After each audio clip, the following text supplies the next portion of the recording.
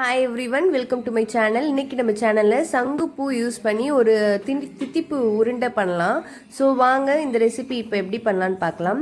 இது பண்ணுறதுக்கு நான் ஃபஸ்ட்டு தேங்காய், ஒரு மூலி தேங்காய் எடுத்து அதை கீனி போட்டு அது கூட வந்து ஏலக்காய், ஒரு 3 ஏலக்காய் போட்டு நான் நல்லா கொரன்னு அரைச்சி எடுத்துக்கிறேன். இதை அரைச்சி ஒரு சைடு வச்சிடலாம். அப்புறம் வெள்ளைப்பாகு, இந்த ரெசிபிக்கு தேவையான அளவுக்கு வெள்ளைப்பாகு நம்ம ரெடி பண்ணிக்கலாம். வெள்ளைப்பாகு ரெடி பண்ணுறதுக்கு நான் ஒரு 1/4 கப் அளவுக்கு தான் வெல்லம் இருந்தது வீட்டில். அதனால் அதை போட்டுட்டு மீதி பத்தாதுக்கு நாட்டு சர்க்கரை யூஸ் பண்ணிக்கிட்டேன். வெல்லம்ல கொஞ்சோண்டு எறும்பு வந்துடுச்சு. சரி, ஓகே, பரவாயில்ல, நம்ம எப்படியும் வெள்ளைப்பாகு காய்ச்சி ஃபில்ட்ரு பண்ணி தானே யூஸ் பண்ண போகிறோன்ட்டு அப்படியே நான் போட்டுட்டேன். கொஞ்சமாக ஒரு 1/4 கிளாஸ் அளவுக்கு தண்ணி ஊற்றி அதை நம்ம நல்லா வெள்ளைப்பாக காய்ச்சி எடுத்துக்கலாம். நம்ம இது காய்ச்சி இது ஒரு 1 சைடு வச்சுடுங்க.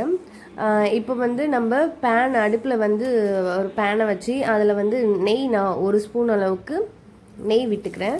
நெய் விட்டுட்டு நம்ம தேங்காய், ஏலக்காய் போட்டு பொடி பண்ணி வச்சுருக்கோம்ல, அதை இதில் மிக்ஸ் பண்ணி ஒரு வதக்கி விட்டுடலாம். அது நல்லா நம்ம ரொம்ப ரோஸ்ட் ஆகணும்லாம் ஒன்றும் அவசியம் இல்லை. லைட்டாக அந்த நெய் வந்து அந்த தேங்காய் ஃபுல்லாக பரவுற அளவுக்கு நம்ம வதக்கி விட்டுக்கலாம். இது வதக்கிட்டக்கப்புறம் நம்ம வெள்ளைப்பாகு காய்ச்சி வச்சுருக்கோம்ல, அதை நல்லா ஃபில்ட்ரு பண்ணி ஊற்றிக்கலாம். ஏன்னா அதில் மண், தூசி எல்லாம் இருக்கும். ஸோ அதனால் அதை நம்ம நல்லா ஃபில்ட்ரு பண்ணி நான் ஊற்றிக்கிறேன். இது ஊற்றிட்டக்கப்புறம் நான் ஒரு 1/2 கப் அளவுக்கு பீனட் எடுத்திருக்கேன். அந்த பீனட்டு மிக்சியில் போட்டு பல்ஸ் மோடில் அடித்து அதையும் நான் இப்போ இதில் ஆட் பண்ண போகிறேன்.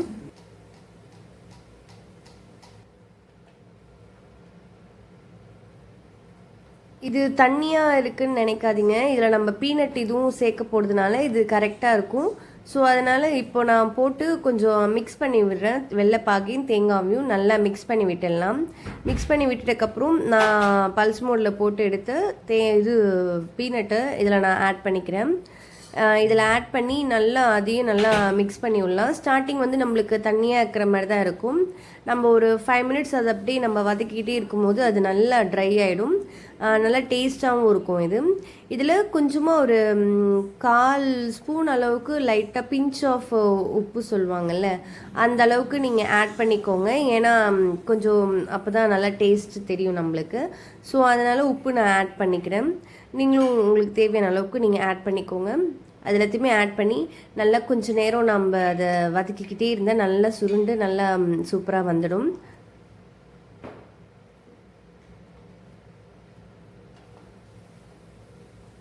இப்போது பாருங்கள், இது நல்லா ட்ரை ஆக ஆரம்பிச்சிடுச்சு. பாருங்கள், நல்லா நம்மளுக்கு தனித்தனியாக அந்த தண்ணியெல்லாம் சுண்டி நல்லா ட்ரை ஆக ஆரம்பிக்குது. இது ஆகிறதுக்கு ஒரு 5 to 10 மினிட்ஸ் தான் ஆச்சு.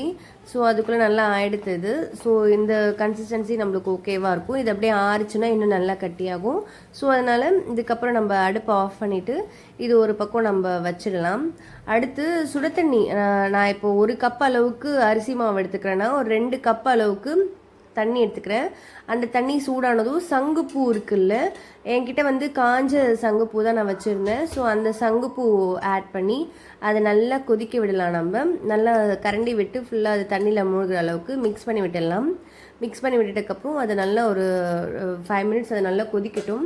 கொதிச்சிட்டக்கப்புறம், ஏன்னா கொதிச்சாதான் அதில் இருக்கிற அந்த கலர்லாம் வந்து அந்த தண்ணியில் இறங்கும். அதனால் நல்லா கொதிச்சிட்டக்கப்புறம் நம்ம ஆஃப் பண்ணிவிட்டு நான் 1 கப் அளவுக்கு அரிசி மாவு வீட்டிலே ரெடி பண்ண மாவு தான் எடுத்துருந்தேன். அதில் ஒரு 1/4 ஸ்பூன் 1/2 ஸ்பூன் அளவுக்கு உப்பு நான் ஆட் பண்ணிக்கிறேன். அதை ஆட் பண்ணி ஒரு மிக்ஸ் பண்ணி விட்டுட்டக்கப்புறம் நம்ம சங்குப்பூ போட்டு கொதிக்க வச்சுருந்தோம்ல தண்ணி, அந்த தண்ணியை கொஞ்சம் கொஞ்சமாக ஊற்றி மிக்ஸ் பண்ணிக்கிட்டே இருங்க. ஏன்னா நம்ம கொஞ்சம் கொஞ்சமாக ஊற்றி மிக்ஸ் பண்ணால் தான் அது நல்லா மிக்ஸ் ஆகும். நீங்கள் ஒரேடியே எல்லா தண்ணியும் ஊற்றிட்டிங்கன்னா அது அந்தளவுக்கு மிக்ஸிங் ஆகாது. ஸோ அதனால் கொஞ்சம் கொஞ்சமாக ஊற்றி மிக்ஸ் பண்ணும்போது நம்ம இன்னும் மாவும் வந்து நம்மளுக்கு நல்லா உபரியாக வரும். தண்ணி வந்து நல்லா கொதித்ததும் உடனே ஆஃப் பண்ணி உடனே தான் வடிகட்டி ஊற்றணும். அப்போ தான் நல்லா மாவு சாஃப்டாக இருக்கும். ஸோ அதனால் நீங்கள் ஆறின தண்ணியெலாம் ஊற்றக்கூடாது. எப்படி நம்ம இடியாப்பம்லாம் பண்ணுறதுக்கு மாவு எப்படி கொதிக்க ஊற்றுவோம், அதே மாதிரி கொதிக்க தான் ஊற்றணும். அதில் இது ஊற்றி நம்ம நல்லா பெசரி ஒரு பக்கம் மூடி போட்டு வச்சிடலாம். நம்ம வச்சிட்டக்கப்புறம் நம்ம அந்த தீனி ரெடி பண்ணி வச்சுருந்தோம்ல, ஸ்வீட்டு, தேங்காய், பீனட்டு, வெல்லம்லாம் போட்டு அதில் வந்து உருண்டை உங்களுக்கு என்ன சைஸ் வேணுமோ அந்த சைஸுக்கு உருண்டை பிடிச்சி எடுத்து வச்சுக்கோங்க. நான் ஒரு மீடியம் சைஸ் அளவுக்கு தான் நான் உருண்டை பிடிச்சிருந்தேன். இந்த ரெசிபி வந்து ஈவினிங் டைமில் பசங்க சாப்பிட்றதுக்கு நல்லாயிருக்கும். அவங்களுக்கு நல்லா சுட சுட கொடுத்தாக்க நிறைய சாப்பிடுவாங்க, உடம்புக்கும் ரொம்ப நல்லது.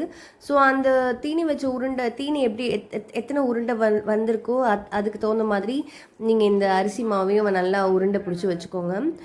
எல்லாத்தையுமே உருண்டை பிடிச்சி வச்சுட்டக்கப்புறம் இந்த மாதிரி நம்ம ரவுண்டு ஷேப்பை கொஞ்சம் அதில் குழி போட்டு அதில் வந்து நம்ம எடுத்து வச்சுருக்கோம்ல தீனி, அதை எடுத்து வச்சு நல்லா உருண்டை போட்டு நம்ம ஒரு பால் ஷேப்புக்கு உங்களுக்கு என்ன ஷேப் வேணுமோ அதை நீங்கள் வச்சுக்கோங்க. நான் எல்லாமே வந்து பால் ஷேப்புக்கு தான் பண்ணேன். உங்களுக்கு என்ன ஷேப் வேணுமோ அதுக்கு தகுந்த மாதிரி நீங்கள் ரெடி பண்ணிக்கோங்க. இது ரெடி பண்ணிகிட்டு இருக்கும் போதே நீங்கள் வந்து அடுப்பில் வந்து இட்லி குண்டானை வச்சு அதை நல்லா ஸ்லோ ஃப்ளேமில் வச்சுருங்க. ஏன்னா அது நல்லா ஒரு 2-3 மினிட்ஸ் அது நல்லா சூடாக இருந்ததுன்னா நம்ம இதை ரெடி பண்ணி உடனே நம்ம அந்த இட்லி தட்டில் வச்சாக்கா அது ஒரு 10 மினிட்ஸ்லேயே இது நல்லா சூப்பராக ரெடி ஆகிடும்.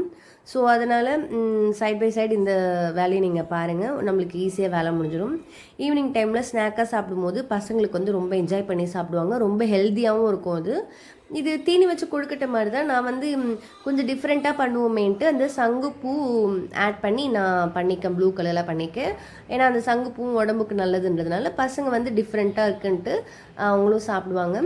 ஸோ இது இப்போ நம்ம எல்லாத்தையுமே உருண்டை ரெடி பண்ணி வச்சாச்சு. இதை நம்ம இட்லி குண்டானில் எடுத்து வச்சு நம்ம க்ளோஸ் பண்ணி ஒரு 10 மினிட்ஸ் வச்சு இறக்கிட்டாக்கா நல்லா சூப்பரான சங்குப்பூ போட்டு தீனி வச்ச கொழுக்கட்டை சூப்பர் ரெடி ஆகிடுது. ஸோ கண்டிப்பாக நீங்கள் இந்த ரெசிபி வீட்டில் பண்ணி பாருங்கள், ரொம்ப நல்லாயிருக்கும். பசங்களும் நல்லா என்ஜாய் பண்ணி சாப்பிடுவாங்க, நீங்களும் டிஃப்ரெண்ட்டாக பண்ண ஒரு சாட்டிஸ்ஃபேக்ஷன் இருக்கும். என்னோடய ரெசிபீஸ்லாம் உங்களுக்கு பிடிச்சிருந்ததுன்னா கண்டிப்பாக என்னோடய சேனலை சப்ஸ்கிரைப் பண்ணுங்கள். ஆல்ரெடி இருக்கிற என்னோடய சப்ஸ்கிரைபர்ஸ்க்கு நான் ரொம்ப ரொம்ப தேங்க்ஸ் சொல்லிக்கிறேன். ஸோ நீங்கள் எனக்கு ரொம்ப நல்லா சப்போர்ட் பண்ணுறீங்க, எனக்கு இதே மாதிரி சப்போர்ட் பண்ணிக்கிட்டே இருங்க. உங்களுக்கு பிடிச்ச மாதிரி ரெசிபீஸ்லாம் நான் வந்து உங்களுக்கு கொடுக்குறேன். So thank you so much for வாட்சிங் மை சேனல். தேங்க்யூ.